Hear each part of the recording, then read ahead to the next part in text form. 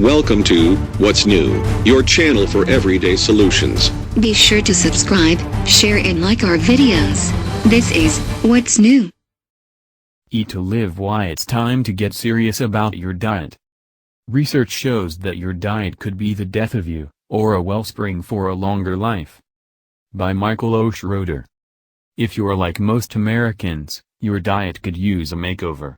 But as the season of sun approaches, and many turn their attention to eating better, or simply less to shed pounds for appearance's sake, there's ample evidence to remind us that the effects of a proper diet are hardly limited to the cosmetic.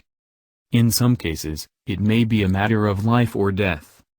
As an investigation published in March in the Journal of the American Medical Association found, getting too much of what's bad for us, or too little of what's good is associated with an increase in deaths from heart disease, stroke and type 2 diabetes as well as from other causes like cancer, according to previous research. The underlying premise that eating prodigious amounts of salty fare and red or processed meat can torpedo heart health isn't new.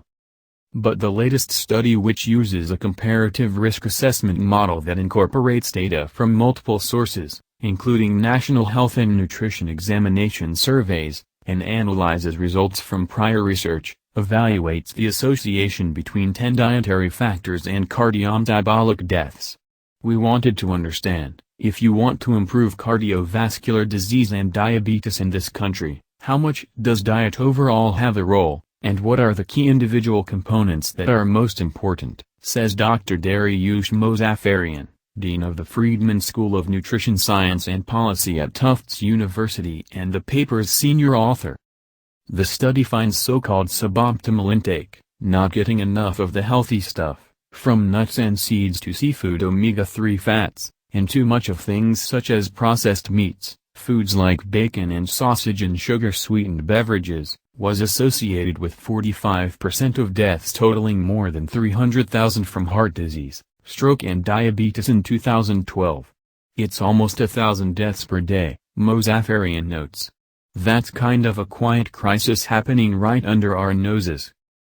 Notably, the researchers and outside experts point out that the study shows an association between diet and mortality. It doesn't prove a cause and effect relationship. The study's comparative risk assessment model does not prove that changes in these dietary habits reduce disease risk, the researchers write. Causality is different from identifying associations.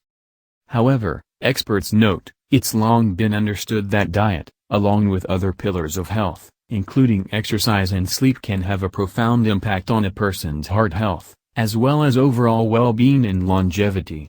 There's scientific basis for looking at dietary approaches for the prevention of cardiometabolic diseases, from diabetes to heart disease, as well as high blood pressure, notes Noel Mueller, an assistant professor of epidemiology at Johns Hopkins Bloomberg School of Public Health and the Welch Center for Prevention, Epidemiology, and Clinical Research. Mueller co-authored an editorial accompanying the recent study in JAMA. On the whole, Americans aren't eating enough healthful whole foods, like nuts, fruit and veggies, and are consuming too much salt, red meat and other unhealthy food and drink, but men tend to eat worse than women. And indeed, the study found men have higher percentage of deaths, nearly 49% from heart, stroke and diabetes associated with diet than women at about 42%. There was also variation between other groups. A greater fraction of mortality from diet was observed among men compared with women, among blacks and Hispanics compared with whites, and among adults with low education compared with those with high education, wrote Mueller and Dr. Lawrence Apple, also of Johns Hopkins, in the JAMA editorial, where education ranged from less than a high school diploma or a diploma with some college to having a 4-year college degree or more. Public health messaging and campaigns often focus on cutting down on certain foods. In addition, restrictions placed on advertising unhealthy foods to kids, voluntary goals to reduce salt in the food industry, and soda taxes in some places like Berkeley, California, aim to further curb consumption. However, while experts say it's certainly important to cut back on unhealthy food and drink, research finds deaths are also strongly associated with what we don't eat. In reviewing the association between diet and deaths from heart disease, stroke and diabetes. Mozaffarian says, consumption of both good and bad foods and drink were crucially important. The highest proportions of cardiometabolic deaths were estimated to be related to excess sodium intake, insufficient intake of nuts, seeds, high intake of processed meats and low intake of seafood omega-3 fats, the researchers wrote. In addition to fruits and vegetables, we found evidence for significant population benefits of more nuts and more seafood, omega-3s and more beans and more whole grains, Mozaffarian says. While many may be tired of hearing what not to eat, experts say it's important to be encouraged by a focus on what to add to your diet to live better and longer. So while you're checking the salt content on food, or cutting back on red meat, pay attention to the vacancy on your plate where not only veggies but nuts and omega-3s should go. In line with advances in nutrition science that shine a light on the importance of whole foods, rather than simply isolated nutrients, research shows that trying to get your nutrition in pill form is a losing proposition. Food is your best source and the most economic source of the nutrients you need, says Janelle Walter, a professor of family and consumer sciences at Robbins College of Health and Human Sciences at Baylor University.